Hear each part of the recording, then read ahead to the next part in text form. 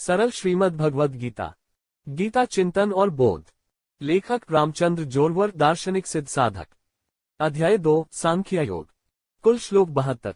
भाग 7। श्लोक 31 से 38 क्षत्रधर्म के अनुसार युद्ध छेड़ने की आवश्यकता पर जोर देते हैं। श्लोक 31 और 32 अध्याय 2। स्वधर्मंपि चावेक्ष्य न विकम्पितुमर्हसि, धर्म्याद्धि युधाश्रयोन्यत क्षत्रियस्य न विद्यते, यद्रक्षया चोपन स्वर्गद्वारं पावृतम, सुखिनः क्षत्रिय पार्थ लभन्ते युद्धमीदृशम। विषय: क्षत्रियों के लिए धर्मयुद्ध की स्तुति। अनुवाद: साथ ही आपको अपने धर्म को देखते हुए भी डरना नहीं चाहिए। क्षत्रिय के लिए युद्ध के अतिरिक्त और कोई कल्याणकारी कर्तव्य नहीं है जो धर्म के कारण होता है। हे पार्थ, यह युद्ध स्वर्ग के द्वार के समान है जो अपने आप खुल गया है और इसका लाभ केवल सौभाग्यशाली क्षत्रियों को ही मिलता है। चिंतन: क्षत्रियों का धर्म युद्ध है। भगवान अर्जुन को उनके धर्म की याद दिला रहे हैं, क्योंकि वह करुणा से भरा है। वह अपनी वीरता भूल गया है। करुणा के कारण उनकी वीरता ने उनका साथ छोड़ दिया है। अतः भगवान अर्जुन को आप्त के वध के भय को दूर करने का प्रयास कर रहे हैं जो उनके मन में उत्पन्न हो गया है। वे कहते हैं, अपने धर्म को देखते हुए भी आपको डरना नहीं चाहिए। एक क्षत्रिय एक योद्धा है। डर उसकी जगह शोभा नहीं देता। जो कायर है वह क्षत्रिय नहीं हो सकता। क्षत्रिय गुणों वाला व्यक्ति गहरी छाती वाला होता है। उनके गांव में भी किसी का खौफ नहीं है। सिंह का क्रोध उसी का है। निडर होकर टूट जाने की प्रवृत्ति किसी की भी होती है। अगर उसकी जाति का भाई भी आ जाए तो सिंह उसे बर्दाश्त नहीं करता। वह शेर इसलिए है क्योंकि उसके पास अकेले लड़ने, विरोध करने, टूटने का साहस है। क्षत्रिय और सिंह के व्यवहार में कोई अंतर नहीं है। इसीलिए राजा बड़े गर्व से अपने नाम के आगे शेर शब्द जोड़ते हैं। पहले देश में राजशाही थी। ये राजा वीर योद्धा थे। वे सेना के आगे लड़ते हैं। वे धोखे को नहीं जानते थे। उनकी रगों में शौर्य भरा था।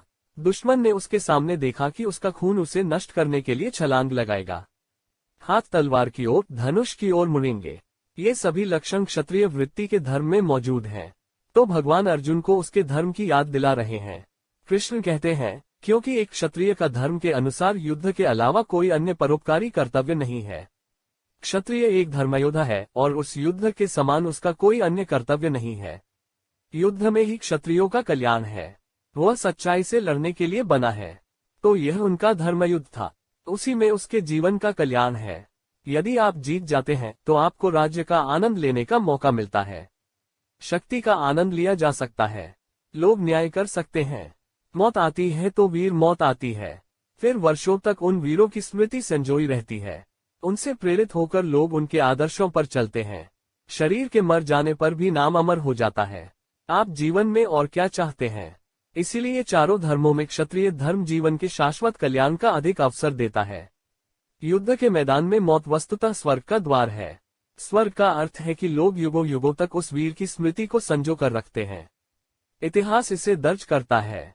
इसमें नामांकन कराएं। इसके अतिरिक्त और कोई स्वर्ग नहीं है और यह सौभाग्य क्षत्रियों को आसानी से प्राप्त हो जाता है।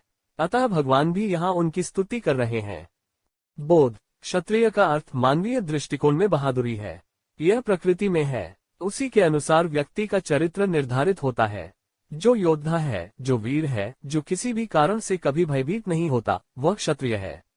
यह स्वभाव मनुष्य को जन्म से ही प्राप्त हो जाता है। उसी से हमें अपने स्वभाव को पहचानना सीखना चाहिए। यदि आप में उपरोक्त सभी गुण हैं तो आप क्षत्रिय हैं।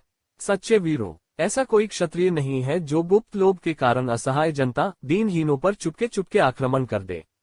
जो कायर है इसलिए ऐसा घिनौना काम करता है। श्लोक 33 और 34 अध्याय 2। अथ चेत्त्वमिम धर्म्यम संग्राम न करिष्यसि, तत् स्वधर्म कीर्तिं च हित्वा पापं वाप्स्यसि, अकीर्तिं चापि भूतानि कथयिष्यन्ति, संभावितस्य चाकीर्तिर्मरणादतिरिच्यते। विषय: धार्मिक युद्ध को त्यागने से आत्म धार्मिकता और महिमा की हानि और पाप और अपमान की प्राप्ति। अनुवाद: लेकिन यदि आप इस धार्मिक युद्ध को नहीं लड़ते हैं तो आप अपनी धार्मिकता और महिमा को खो देंगे और पाप की ओर बढ़ेंगे। साथ ही सभी लोग सदा के लिए तुम्हारी निंदा करते रहेंगे और सम्मानित व्यक्ति अपयश को मृत्यु से भी बदतर अनुभव करता है। चिंतन: अर्जुन, जिसका पूरा जीवन युद्ध में बीता, जो एक विशेष क्षत्रिय थे, जिसने समस्त भारत के राजाओं को नमन किया था, अपना पूरा जीवन क्षत्रिय धर्म में व्यतीत करने के बाद वह आज पीछे हटने की भाषा बोलता है, जब उसके भाग्य की सबसे अच्छी लड़ाई लड़ने का अवसर उसके सामने रुक गया है। सेवानिवृत्ति की बात कर रहे हैं, जो उसका धर्म नहीं है, जो उनका रवैया नहीं है, जो उसका शरीर नहीं है। युद्ध उसका धर्म है, युद्ध उसका लक्ष्य है और ऐसा ही जीवन है। पूरी दुनिया उन्हें एक योद्धा, शूरवीर के रूप में देखती थी। उनके गुणगान किए गए, उनकी कीर्ति सर्वत्र फैली हुई थी, लेकिन उसकी आत्महत्या का कारण उसका मातम है। भगवान उसे समझा रहे हैं कि अगर ऐसा हुआ तो उसके जीवन पर क्या प्रभाव पड़ेगा।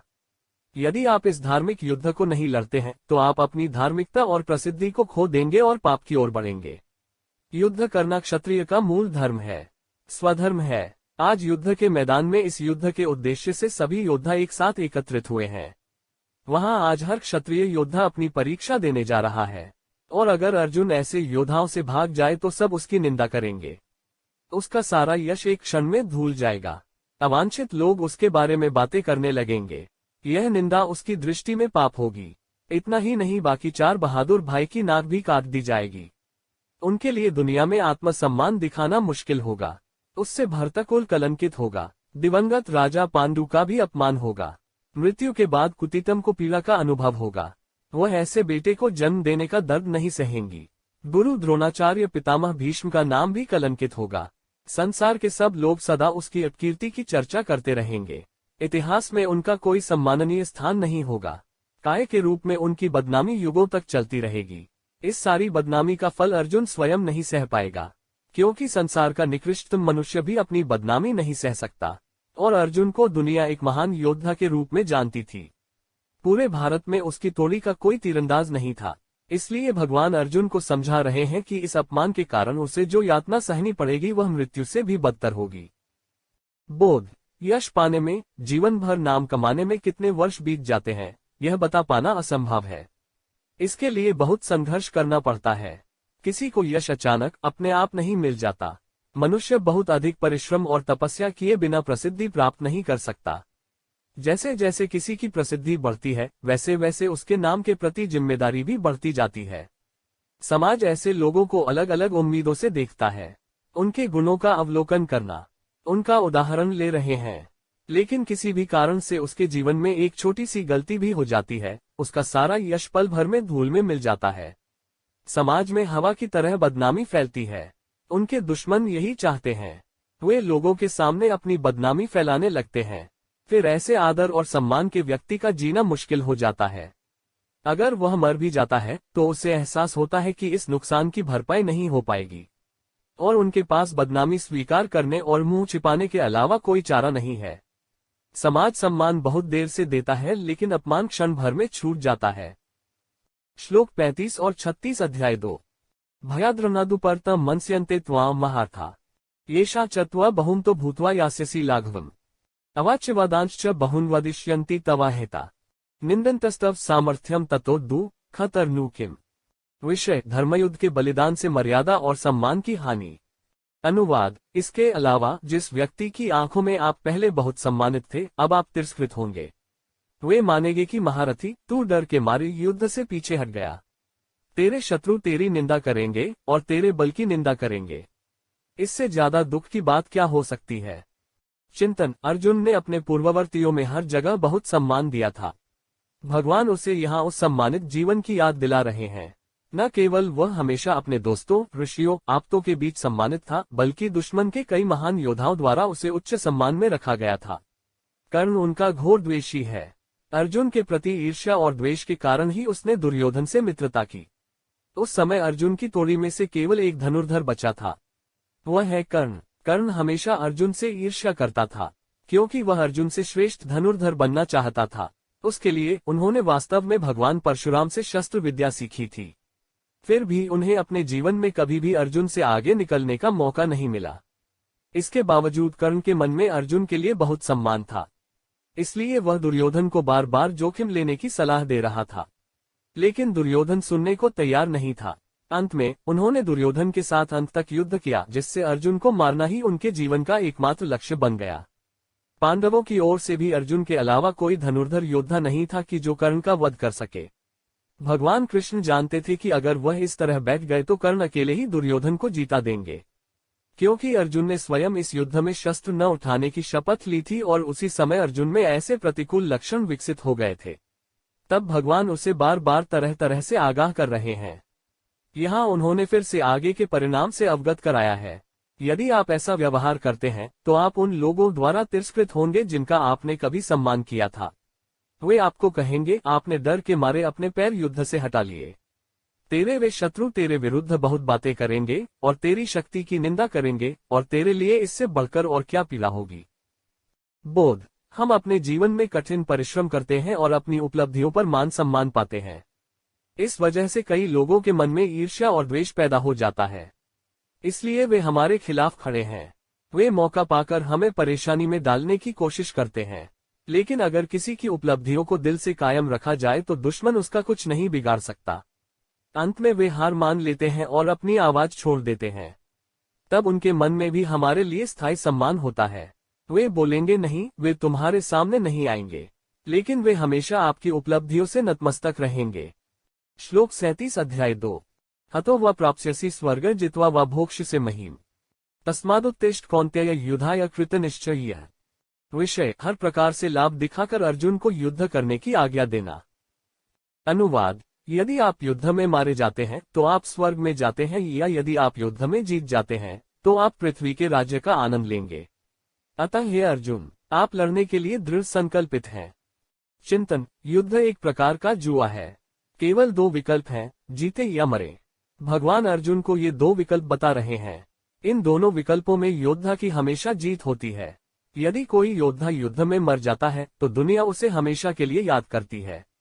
उनका इतिहास लिखा जाता है, वह नाम से अमर हो जाता है। और यदि वह बिना मृत्यु के जीत जाता है तो वह उसका लाभ उठाता है जिसके लिए युद्ध लड़ा जाता है। यह युद्ध भारत का युद्ध है।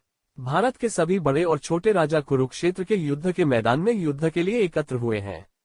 समस्त भारतवर्ष हस्तिनापुर के अधीन है। इसे एक झंडे के नीचे, एक छत्र के नीचे राजा पांडु और फिर पांडवों द्वारा लाया गया है। हस्तिनापुर और इंद्रप्रस्थ भारत की दो राजधानियां बनी, लेकिन भारत में इन दोनों राजधानियों का दबदबा था। हस्तिनापुर कई शताब्दियों तक भारत की राजधानी रहा है। कुरुकुला के पूर्वजों ने अपनी वीरता के दम पर इसे भारत की राजधानी बनाया है। इससे पहले भी हस्तिनापुर के तत्कालीन राजाओं ने कई छोटे छोटे युद्ध लड़े थे, लेकिन यह पहली बार था जब हस्तिनापुर का भाग्य उस राज्य को लेकर कलह बन गया था। अगर राज्य का राजा लालची है, अगर उसे राज्य में कोई दिलचस्पी नहीं है, तो उस राज्य के भाग्य में कुछ भयानक है। कौरव सही मायनों में योद्धा नहीं है, पांडव सच्चे योद्धा हैं। कौरवों ने अपने राज्य का विस्तार करने के लिए कभी भी हस्तिनापुर के बाहर कदम नहीं रखा। पांडवों ने इसके लिए कड़ी मेहनत की। हस्तिनापुर के राज्य को अबाधित छोड़ दिया गया था, लेकिन उन्हें धोखा देकर कौरव और धृतराष्ट्र हस्तिनापुर की गद्दी पर बैठे थे। भगवान कृष्ण जानते थे कि यह भविष्य में प्रजा के लिए कुछ नहीं कर पाएगा। इसलिए कृष्ण चाहते थे कि पांडव उन्हें उस सिंहासन से नीचे खींचकर हस्तिनापुर के सिंहासन पर बैठे। इसलिए भगवान कृष्ण भी यह आशा कर रहे हैं कि उस राज्य पर तुम्हारा अधिकार होगा और तुम हस्तिनापुर के सिंहासन पर बैठकर इस पृथ्वी के राज्य का भोग करोगे। कम से कम राजा के कर्तव्य को जानकर और राज्य के लोभ की अपेक्षा वह युद्ध के लिए खड़ा तो होगा। मृत्यु के बाद भी व्यक्ति शाश्वत नाम प्राप्त करेगा, ऐसा विचार करके भगवान अर्जुन से बार बार युद्ध को उकसा रहे हैं। बोध, कभी कभी यदि कोई व्यक्ति अवसाद से बिल्कुल भी बाहर नहीं आता है तो उसे कुछ आशा और लालच दिखाकर बाहर निकालने की कोशिश की जाती है। मनुष्य की आंखों के सामने जब कोई महान लक्ष्य रखा जाता है तो वह उस आशा से अपने कार्य के प्रति प्रेरित होता है। इसी उम्मीद के साथ वह पूरे मन से काम करने लगता है और असंभव कार्यों को भी आसान कर देता है। आशा मनुष्य की शक्ति है। यह जीवन आशा पर आधारित है। अगर कोई उम्मीद नहीं है तो उसके पास जीने की इच्छा नहीं होगी। कुछ लोग छोटी उम्मीदों पर जीते हैं तो कुछ लोग बड़ी उम्मीदों पर जीते हैं, लेकिन हर कोई आखिरकार उम्मीद पर जीता है। नाम कमाना हो तो मौत का सामना करने से भी नहीं हिचकिचाते, लेकिन नाम पाना भी इंसान की आस है। मानव जीवन में आशा का बहुत महत्व है। श्लोक 38 अध्याय 2। सुख दुखे समय कृत्वा लाभालाभो जयाज्यो ततो युद्धाय युज्यस्व न पापम वाप्स्यसि। विषय, युद्ध करके पाप न करने का वर्णन सुखदायक के समान है। अनुवाद, सुखदायक, लाभ हानि और जय पराजय को समान समझकर युद्ध के लिए तैयार रहो। ऐसा युद्ध करो कि तुम पाप के अधीन न हो। चिंतन। भगवान यहाँ अर्जुन को संभाव रखने की सलाह दे रहे हैं, क्योंकि सुख दुख, लाभ हानि और जय पराजय को एक समान समझना सामान्य मनुष्य के लिए संभव नहीं है। जब सुख आता है तो आम आदमी उत्तेजित हो जाता है और दुख के बाद उदास हो जाता है, तनावग्रस्त हो जाता है। फिलहाल अर्जुन की हालत उदास तनावग्रस्त है। लाभ हो तो व्यक्ति सुखी हो जाता है, सुख की अनुभूति होती है, क्योंकि वह जीवन में हर कर्म से लाभ चाहता है। यदि कर्म व्यर्थ जाता है तो वह प्रसन्न निराश हो जाता है, और अगर घाटा हो जाए तो उसके दुख निराशा का कोई इलाज नहीं है। परिश्रम से मिलने वाले साधन और सुख की हानि कौन सह सकता है? वही जीत और हार के लिए जाता है। मनुष्य जब किसी कार्य में विजयी होता है तो उसकी छाती उंगली के समान फैल जाती है, और जब वह हार जाता है तो उसका दम फूल जाता है। बड़ा अवसाद है, उसे ऐसा लगता है जैसे जीवन समाप्त हो गया है। भगवान अर्जुन को तीनों प्रकार से समान होकर युद्ध के लिए तैयार होने के लिए कह रहे हैं। अर्जुन में वे दैवी गुण नहीं हैं जो ईश्वर में भरे हुए हैं। ईश्वर सदैव तटस्थ रहता है, उन्हें संसार के सुख दुख से कोई लेना देना नहीं है, क्योंकि ईश्वर ने सभी जीवों को पहले ही सुख दुख से गुजरने की बुद्धि दे दी है। प्रयोग करने की कला भी उसी ने उस जीव रूप को दी है। जो अपनी बुद्धि का उपयोग करेगा उसे सुख और दुख मिलेगा। भगवान अर्जुन को बुद्धि रूपी चिंतामणि का उपयोग करने के लिए कह रहे हैं। यदि इसका ठीक से उपयोग किया जाता है तो यह समानता की स्थिति को प्राप्त कर लेगा। तब उसे इस युद्ध के बारे में कुछ भी महसूस नहीं होगा। वह इस बात का शोक नहीं करेगा कि कौन मरेगा और कौन जीवित रहेगा, और न ही इससे पाप का प्रश्न उठेगा। बोध। सामान्य व्यक्ति के लिए संबुद्धि प्राप्त करना कठिन होता है। वह सदैव सुख के झूले पर झूलने का प्रयास करता है, लेकिन सुख के साथ दुख भी होता है। जहाँ प्रकाश है वहाँ अंधकार भी है। जैसे ही प्रकाश जाता है अंधेरा दिखाई देता है। जीवन के हमेशा दो पहलू होते हैं, अतः यह संतुलित है। एक पक्ष खुश तो दूसरा दुखी। सुख ही होता तो मीठा न होता, नीरस होता। जीवन में दुख भी है तो सुख में भी मिठास है। इसलिए मनुष्य को सुख आने पर भी प्रसन्न रहना सीखना चाहिए और दुख आने पर भी मन का संतुलन नहीं गिरने देना चाहिए। तभी हम समता की ओर बढ़ सकते हैं और नित्यानंद में रह सकते हैं। अभी तक हमने क्षत्र धर्म के अनुसार युद्ध की आवश्यकता पर बल देते हुए श्लोक 31 से 38 तक समझ लिया है। श्री कृष्णार्पणमस्तु।